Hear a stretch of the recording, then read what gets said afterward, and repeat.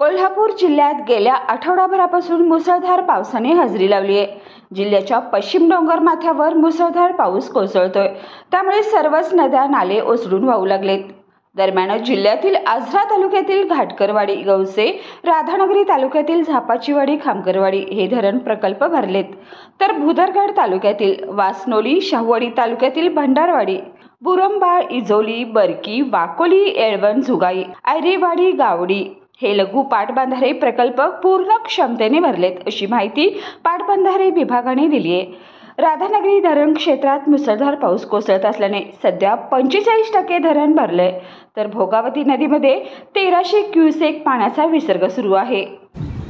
कोल्हापूर जिल्ह्यात गेल्या आठवडाभरापासून मुसळधार पावसाने थैमान घातले, त्यामुळे जिल्ह्यातील सर्वच नद्या नाले ओसंडून वाहू लागलेत। दरम्यान राधानगरी धरणात क्षेत्रात मोठ्या प्रमाणावर पाऊस पडत असल्याने भोगावती नदीमध्ये 1300 क्युसेक पाण्याचा विसर्ग सुरू आहे। परिणामी पंचगंगा नदीच्या पाणी पातळीत वाढ झाली आहे, त्यामुळे यंदाच्या मोसमात पहिल्यांदाच नदी पात्राबाहेर आली आहे। तर आपण माझ्या पाठीमागे पाहू शकताय की आता आपण आहोत कोल्हापुरातील पंचगंगा नदी घाटावर। तर माझ्या पाठीमागे आपण पाहू शकताय की नदीचे पाणी पूर्णपणे पात्राबाहेर आलेलं आहे। या ठिकाणी नदीच्या घाटावर असणारी मंदिरे पूर्णपणे पाण्याखाली गेलेली आहेत। तर प्रशासनाने देखील नागरिकांना सतर्कता बाळगावी असं आवाहन करण्यात आले। आपत्कालीन परिस्थितीमध्ये कार्य करण्यासाठी जिल्ह्यामध्ये NDRFचे एक पथक तैनात आहे, तर जिल्हा प्रशासन देखील सज्ज आहे।